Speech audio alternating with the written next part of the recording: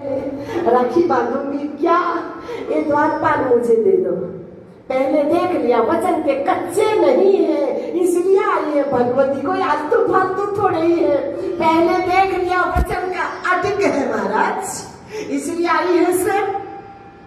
ठीक है देवी जी, ठीक है, ले जाओ बहन जी, ले जाओ, ठीक है नारायण। लो महाराज, त्रिलोकी के बदले में साकार स्वरूप मिला है ना, लेकिन वचन की कीमत समझते हुए लो महाराज। और ये भी दिखाया कि शरीर के तल पे हमेशा हमेशा गुरु शिष्य का, भगवान भगत का शरीर के तल पे, पृथ्वी लोक पे हमेशा योग संभव नहीं है महाराज, भूल नहीं कर देना। आत्मा के तल पे कभी भी योग नहीं, और शरीर के तल पे हमेशा हमेशा योग संभव नहीं है, ये दिखाया महाराज। अब 9 स्कंद में प्रवेश, 24 अध्याय, 12 में सूर्यवंश, 12 में चंद्रवंश। सूर्यवंश में भगवान श्री राम जी का प्रकटीकरण हुआ है। सूर्यवंश में आगे चलकर देखो महाराज हरिश्चंद्र, दुर्वासा जी महाराज के द्वारा भी बहुत सुंदर उपदेश दिया है। यहाँ एकादशी का व्रत किन्होंने किया? अम्बरीश जियों ने। इस वंश में देखो, आपने सुना ना 2-4 दिन पहले, पूरे कुल का पुण्य पुण्य पुण्य पुण्य बूंद बूंद इकट्ठा होता है,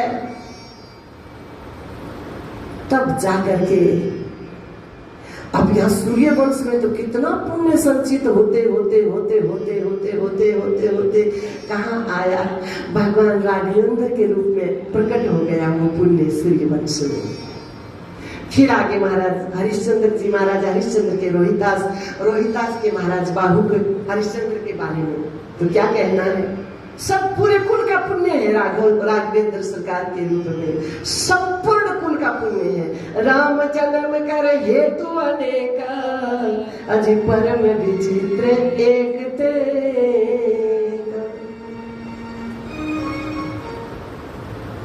तो महाराज बाहुक थोड़े कमजोर पड़ गए, 2 रानी है, संतान नहीं है, शत्रु राजाओं ने राज्य छीन लिया, संतों की मंडली में वेशभूषा बदलकर रहने लग गए।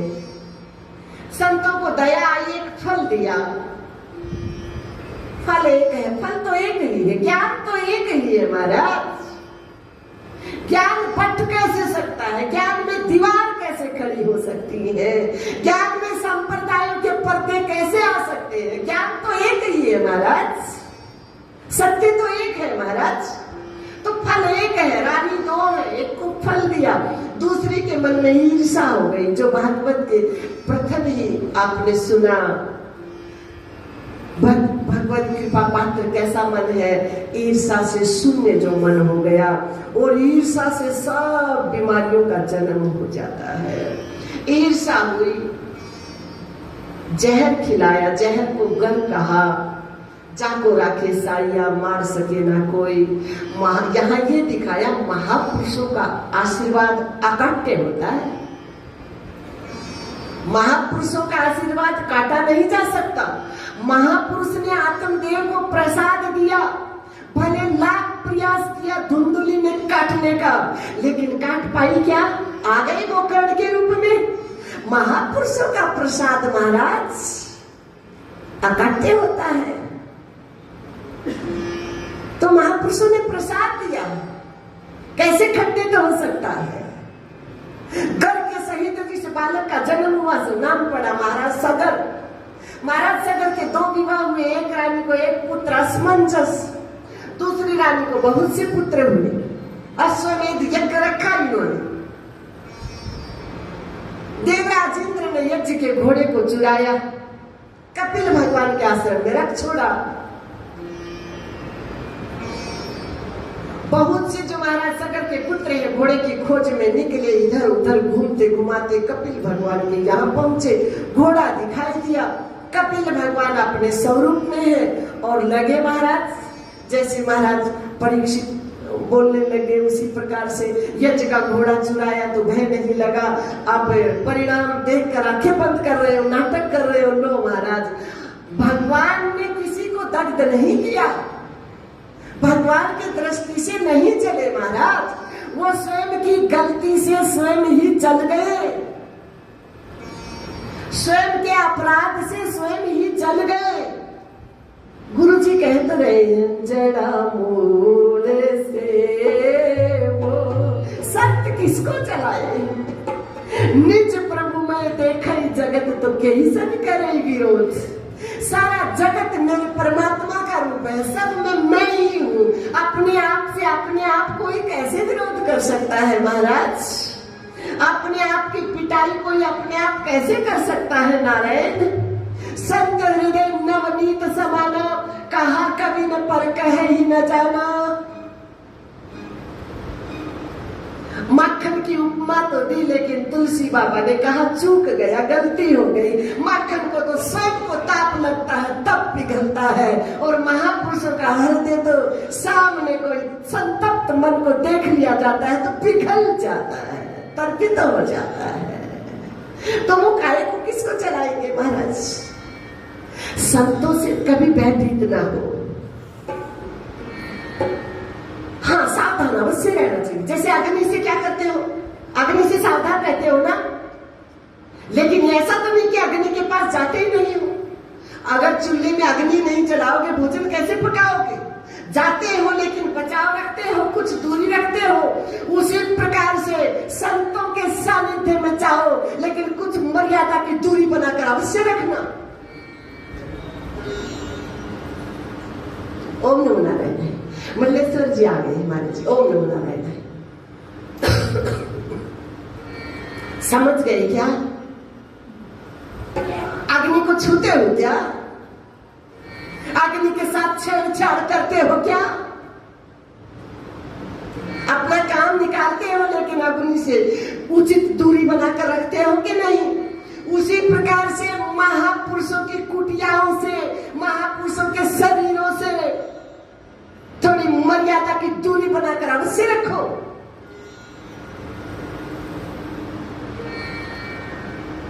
डरने की आवश्यकता,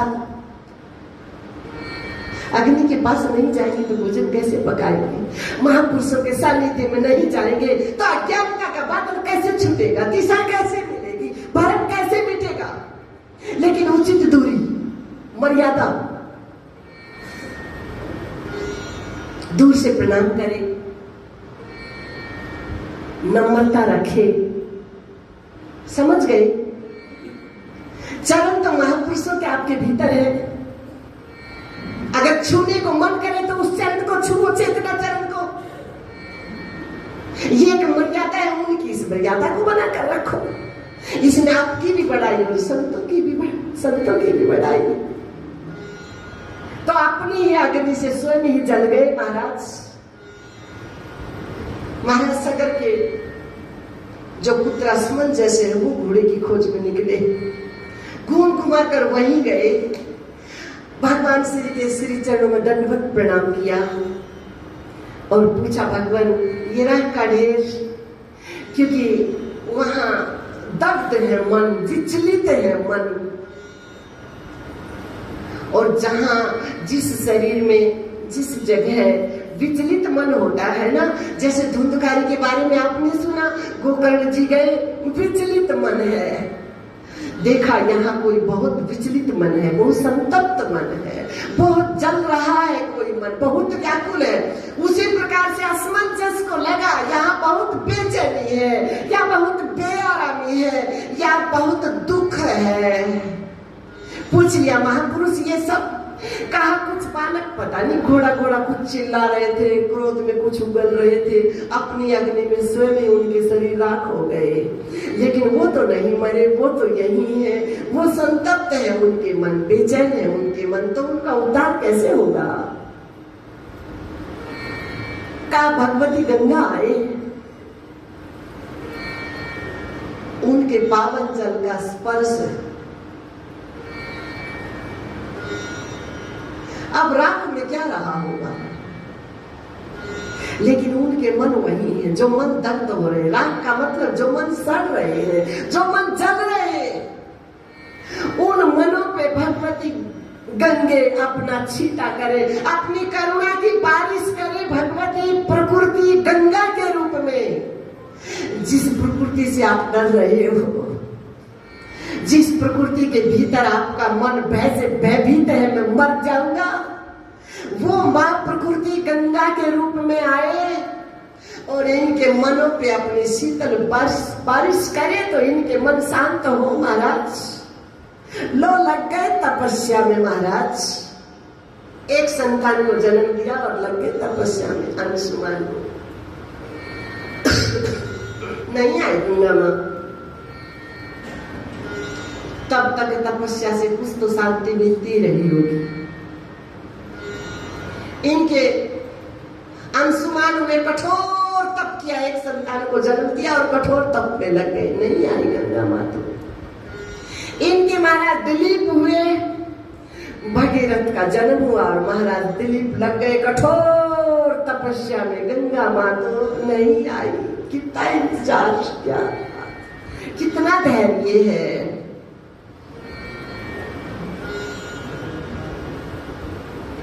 अब महाराज भगीरथ लगे फिर तपस्या में। भगवती संतुष्ट हुई, प्रसन्न हुई। चौथी पीढ़ी में तुर्यातीत अवस्था है, चौथी पीढ़ी तुर्यातीत, शरीर का भान बिल्कुल भूल गए। अभी तक शायद मन तपस्या के अहंकार से बंधे रहे हो, शरीर से बंधे रहे हो, कुछ समृद्धि बनी रही हो, लेकिन यहाँ चौथी पीढ़ी में बिल्कुल देह का भान छूट गया। भगवती प्रकट हुई, कहो महाराज भगीरथ बस मां आपकी शीतल छाया मिल जाए इन मनों को, इन दग्ध मनों को, इन संतप्त मनों को, अपने स्वरूप की समृद्धि हो जाए इनको, तो इसमें महादेव का सहयोग चाहिए। प्रार्थना की ठीक है। गंगा मां आई महादेव जी की जटाओं में 1 वर्ष तक, तो जटा शंकर ही कहलाई। फिर भगीरथ जी ने प्रार्थना की, भगवान करुणा करो, थोड़ा मार्ग दो माता जी को। तब एक जटा को ढीला किया, धारा पे आई, भागीरथी कहलाई। चलो भगीरथ चलो, बस में होते आए भगवान भगत के। अपने लिए नहीं, अपने लिए नहीं, चौथी पीढ़ी, 5वीं पीढ़ी के लिए। बस में होते आए भगवान भगत के, बस में होते आए भगवान भगत के। आगे जन्नू नाम के जिनकी कुटिया का, जिनके शरीर का नाम जन्नू रहा, वो राज्य भाग छोड़कर तपस्या कर रहे थे। गंगा माँ ने देखा कब तक तपस्या करते रहेंगे, कर देती हूँ इनका भी कल्याण, बहा देती हूँ, शरीर को मिला लेती हूँ अपने साथ, अपनी शीतलता से सींच देती हूँ। जन्नू मुनि ने देखा, अच्छा माता जी, मेरा मन तो तपस्या का आनंद लेना चाहता है और मेरा मन तो आपकी लीलाएं देखना चाहता है और अभी से समेटना चाहती हो। डकार गए महाराज। भगीरथ जी ने मुड़ करके देखा,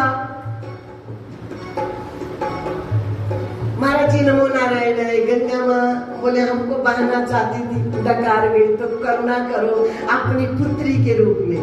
मानो भगवान जन्नू मुनि की चदरिया उड़ी है और माँ को वात्सल्य प्रदान कर रहे हैं। चिंता ना करो, मैं हूँ लाडली, चिंता ना करो, निश्चिंत होकर के महाराज भगवती देवी पुत्री अपना वेग बढ़ाओ, निश्चिंत होकर। पिता के होते हुए पुत्री को चिंता की क्या आवश्यकता है?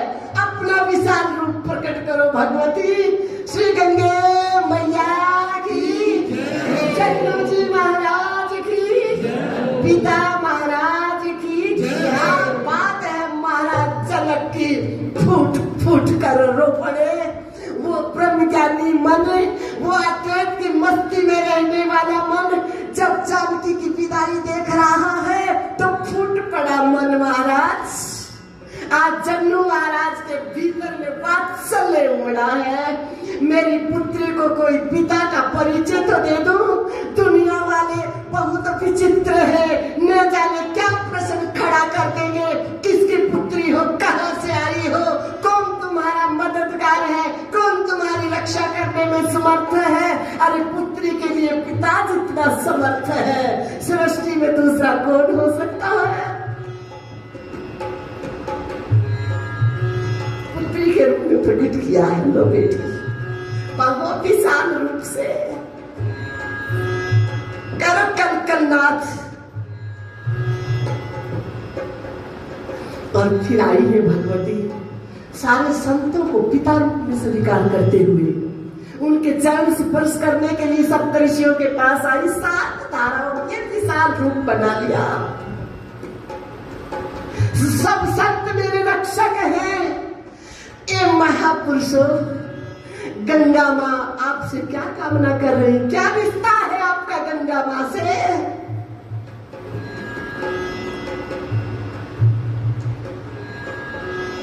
मेरे संतों की छत्र छाया मुझ पे, मेरा पिता इतने रूपों में।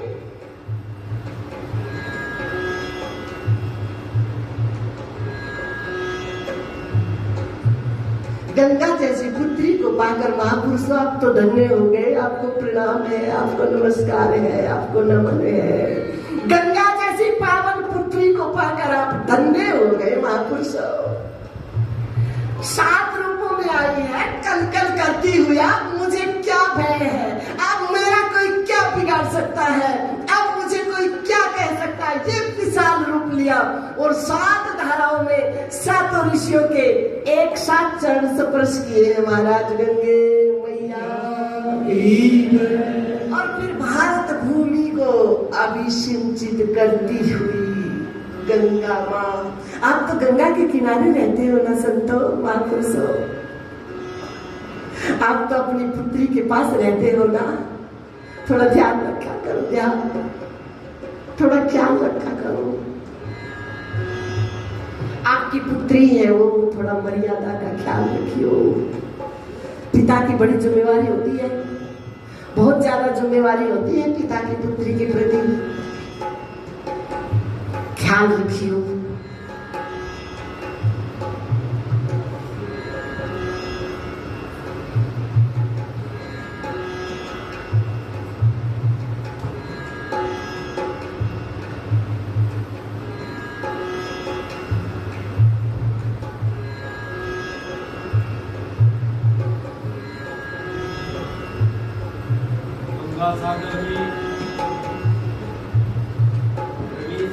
आपकी आज्ञा का पालन होगा। थोड़ी देर वाणी विराम, थोड़ी देर वाणी विराम में चली गई।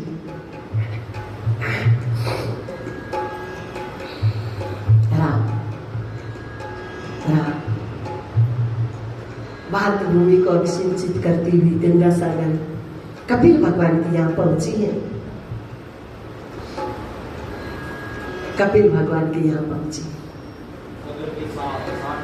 और जितने मन वहां संतप्त है सुलग रहे। अथवा जन्म मुनि ने ये भी कहा, पुत्री हमारी भी लाज रखना, संतों की लाज रखना। जो संतप्त मन आपके सानिध्य में आए उनके मनों को शांति प्रदान करना लाडली, उनके मनों को शीतलता देना। भले वो कैसे ही मन है, कितने अपराधी मन है, लेकिन जो आपकी तरफ आ जाए ना, दरस परस अरुमन जन पाना, हर ही पाप गह वेद पुराण। तो संतप्त मनों को क्या की शांति प्रदान की मां गंगा ने, शीतलता प्रदान की। और शीतल क्या है? अपना स्वरूप। माफ करना, मैंने बहुत महात्माओं की आंखों में गंगा यमुना प्रवाहित हो गई, मेरी बातों से माफ करना। बड़ा स्नेह भरा आपके अंदर, बड़ा वात्सल्य भरा। गंगा माँ के प्रति इतना स्नेह है आपके मन में, अथवा इस बात की याद नहीं थी, भूल गया था आपका मन कि गंगा हमारी पुत्री है, गंगा हमारी लाडली है, होंगी जगत की माँ, लेकिन आपकी क्या है, पुत्री है, आपकी लाडली है।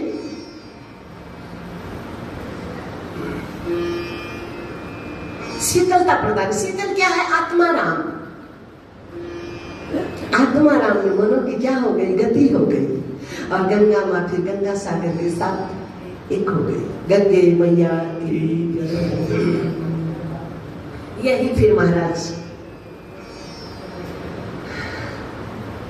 आज, और फिर महाराज दशरथ थोड़े से मिलेंगे, समय हो गया ना। महाराज दशरथ के यहाँ 4 रूपों में सच्चिदानंद भगवान आए हैं। माँ कौशल्या के यहाँ सबसे पहले भगवान श्री राम जी के रूप में प्रकट हुए हैं, और माँ स्तुति गा रही है, भय प्रगट कृपाला दीन दयाला कौशल्या हितकारी, हर्षित महतारी मुनि मनहारी, अद्भुत रूप विचारी, लोचन अभिरामा तन घन श्यामा, निज आयुध भुज चारी, भूषण वनमाला नयन विशाला, शोभा सिंधुकरा, कह दूरी कर चोरी, अस्तुति तोरी, विधि कर अनंता, माया गुण ज्ञान पीत अमाना, वेद पुराण अनंता, करुणा सुख सागर सब गुण यागर, जय गावै श्रुति संता, सोम महित लागी जन अनुरागी, भय प्रगट श्रीगंधा, ब्रह्मांड निकाया निर्मित माया, रोम रोम प्रतिवेद करे, ममयूर सोमासी यह उपहासी, सुन कबीर मन स्थिर न रहे, उपजा जब जाना प्रभु सुखाना, चरित बहुत विधित चले, कही कथा सुनाई मातु बुझाई, यही प्रकार सुत प्रेम लहे, माता पुनि बोली सोमति डोली, तजबु तात यह रूपा, पीछे शिशुलीला कपि प्रियशीला, यह सुख परम अनुरूप, सुनि रचन सुजाना लोदन ठाना, होई बालक शुभरूपा, यह चरित जगावे हरि पद भावै, तेन परई भवतु। एक बात और याद आ गई मुझे, एक बात और मेरा मन बोलना था। जन्नू मुनि ने गंगा माँ को अपने भीतर समेट लिया। माँ को जैसे भगवती माँ गंगा 1 वर्ष तक महादेव की जटाओं से बाहर आई, आना ही नहीं था। यह मेरा रक्षक कौन है, यहाँ तो सब ऐसे आएंगे महाराज। भगवान शिव ने आश्वासन दिया है, वहां महापुरुष है, लेकिन फिर भी कुछ सहमी से आ रही थी। अब फिर जन्नों के रूप में भगवान बैठे और ये विश्वास दिलाया कि देखो मैंने अपने अंदर समेट लिया, यदि ज्यादा लोग आपको परेशान करेंगे तो मैं आपको समेट लूंगा लाडली अपनी गोद में, चिंता ना करना। गंगा जागी परम धाम में देख कली का जोर, गंगा जागी परम धाम में देख, चिंता नहीं करना लाडली, मैं यही हूँ। यदि बहुत उपद्रव करेगा समाज तो अपनी पुत्री को अपनी गोद में समेट लूंगा, निश्चिंत होकर जाओ, मैं दूर नहीं हूँ, आपके पास ही हूँ। इसलिए जन्नू मुनि नाना रूपों में गंगा के किनारे पड़े रहते हैं। संत भगवान की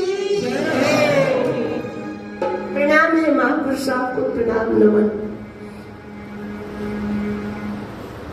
सुनी वचन सुजाना रोदन ठाना होई बालक सुरभूपा यह चरित जगावे हरि पद पावे तेल पड़े भरपूपा।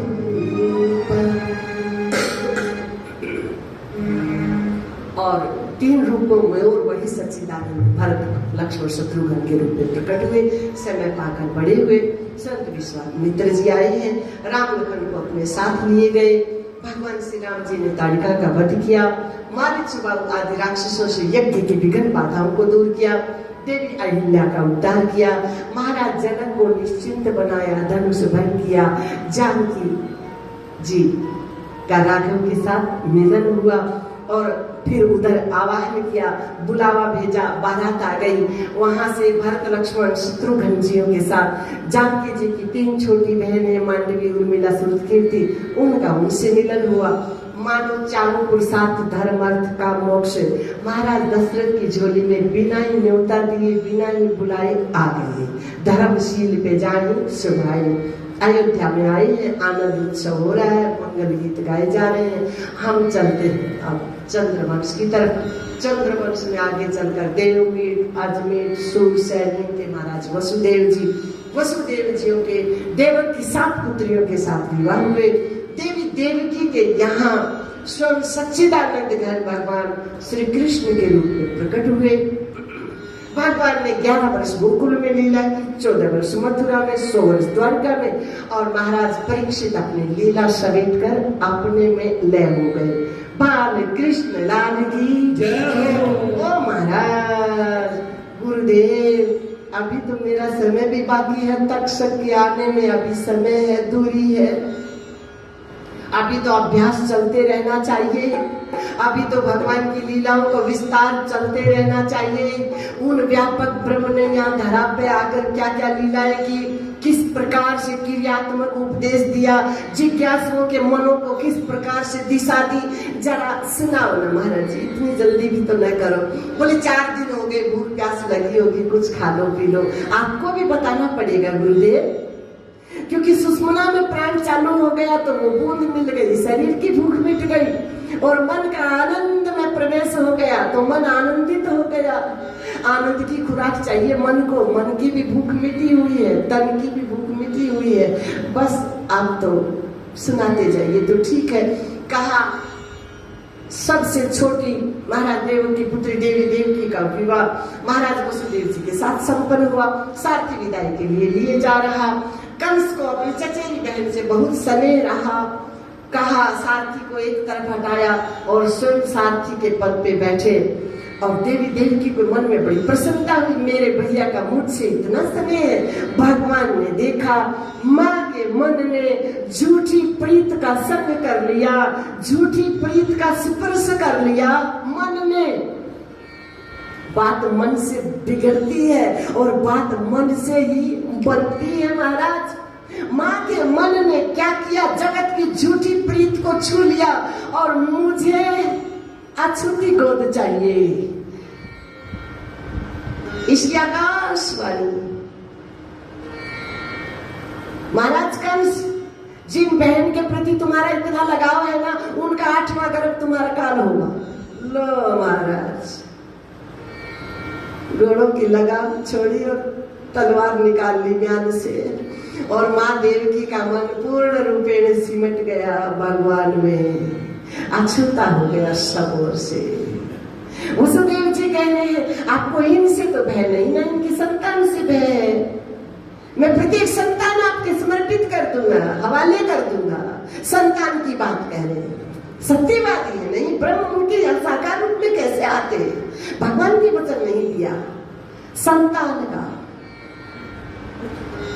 लेकिन कारागर स्वीकार करना पड़ेगा। ठीक है, दोनों दंपति ने हम सबको उपदेश देते हुए कारागर स्वीकार किया कि ये शरीर भी प्रारब्ध कर्मों की एक कारागर है, एक जेल है। इसमें रहते हुए अंतःकरण के अंधकार से उस पार प्रकाश है, वो प्रकाश प्रकाश, जब आपका मन ठहर जाएगा तो वो प्रकाश अपने आप प्रकट हो जाएगा मन में। ठहर जाओ, बस ये उपदेश देते हुए कारागृह स्वीकार किया समय पाकर। पहले संतान का जन्म हुआ, वचन का पालन करते हुए लिए गए। उधर से नारद जी आ गए और कंस ने सोचा पहली संतान मुझे क्या भय, ले जाओ। नारद जी ने देखा कंस के मन में दया, बड़ी देरी हो जाएगी। यहाँ पृथ्वी माँ ने गाय का रूप धारण किया है, सभी देवों के साथ मिलकर भगवान की स्तुति कर रही है। सत्यव्रतम सत्य परम सत्यम सत्य से योनि निहितं च सत्यम सत्य स सत्य अखिल नेत्र सत्य सत्यात्मकं त्वं शरणं प्रपद्य। जय जय सुरनायक जग सुखदायक प्रणत पाल भगवंता, मैं आपकी शरण में हूं।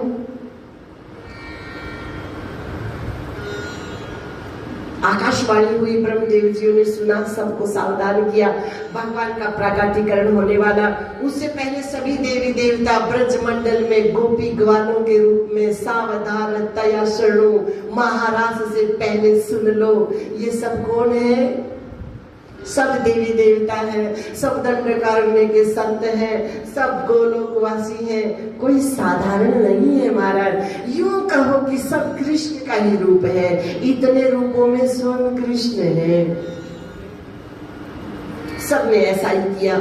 और नारद जी ने कहा कि अभी अभी कौन गया? वसुदेव जी पहली संतान को लिए गए हैं। बोले देखो भाई कंस, हमको तो ऐसा प्रतीत हो रहा है कि ब्रज मंडल में जितने भी गोपी वाले हैं ना, सब के सब देवी देवता आए हुए हैं। मुझे तो ऐसा लग रहा है। अब किस रूप में कौन कहाँ आए भाई, कौन क्या जाने। नारायण नारायण नारायण और सुटक गए। क्या करूं? बोले हमको पता नहीं, निर्णय तुम्हारा, तुम स्वतंत्र हो, तुम्हारी सब इच्छा पे निर्भर करेगा। मेरे कहने से तुम क्या करने वाले हो तुम जानो, तुम्हारा काम जाने। चल पड़े महाराज, तुरंत वापस बुलाया, बस समझ ही हो गया है ना। और इस प्रकार से 6 संतानों की हत्या की। 7वें गर्भ में स्वयं शेष भगवान आए हैं। योग माया ने माँ देवकी के गर्भ से आकर्षण किया भगवान की आज्ञा से, और नंद बाबा के यहाँ रोहिणी के रूप में वसुदेव जी की दूसरी पत्नी रहती है, उनके गर्भ में स्थापित किया। और 8वें गर्भ में स्वयं सच्चिदानंद घन भगवान आए। गर्भस्थ भगवान की देवों ने स्तुति की और सुंदर बेला उपस्थित हुई। अर्धरात्रि 12 बजे जलाशयों में कमल खिले हैं। महापुरुषों के मन में परमानंद है और भगवती गंगा कलकल करती हुई और विराट रूप धारण किया हुआ है। दिन जैसा माहौल बना हुआ है, आनंद है सब तरफ है, और दुष्टों के मन में बेचैनी है, परेशान है। और भगवान श्री प्रकट हो गए नारायण जी के रूप में। श्री नारायण भगवान। वसुदेव जी स्तुति कर रहे, माँ देवकी कह रहे क्या करने जा रहे हो, मेरे भैया जग गए तो अनर्थ हो जाएगा। भगवान ने कहा चिंता ना करो माँ, अब मैं आ गया, चिंता ना करो।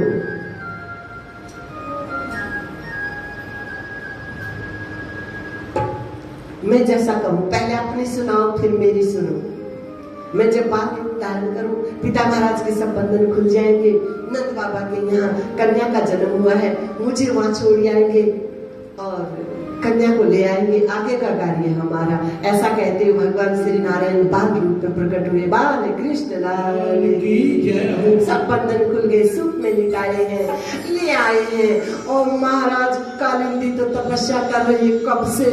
आज कालिंदी भी महाराज गंगा माँ कालिंदी के रूप में ये विराट रूप धारण किया है। भगवान ने देखा देवी थोड़ा धैर्य तो रखो, अभी तो हम बहुत छोटे हैं और हमारे पिता महाराज को डुबाने जा रही है। नन्हा सा चरण नीचे किया, चरण स्पर्श पाते ही ठीक है, और फिर तपस्या में लग गई। महाराज नंद बाबा के यहाँ पहुंचे। सुनंदा बुआ पहले से आई हुई है और योग माया प्रकट हुई है। माँ यशोमती को योग माया ने योग निद्रा में सुलाया हुआ है। पहुंचे बाबा, लिटाए हैं भगवान को, वहां योग माया को लिया, वापिस आए कारागृह में। फिर वैसी स्थिति हो गई। और यहाँ सुनंदा बुआ ने देखा, दौड़ी, भैया भैया क्या हुआ, पहले मिलेगा क्या, ये चाबी ले लो तिजोरी की, तुमको जो चाहिए लेकिन बताओ तो। बोले भैया आपके यहाँ आनंद प्रकट हुआ है, लाला का जन्म हुआ है, नंद का आनंद भयो, जय कन्हैया लाल की। सब सभी महापुरुषों को बहुत बहुत वंदन, बहुत बहुत प्रणाम। ख्याल रखियो गंगा माँ का भी और आपकी इस लाडो का भी ख्याल रखियो महापुरुषों, ध्यान रखियो, अपने आशीर्वाद की छत्र छाया बनाकर रखिए महाराज। हरि ओम। चंद्रमा में सो जात सखो हो सो जो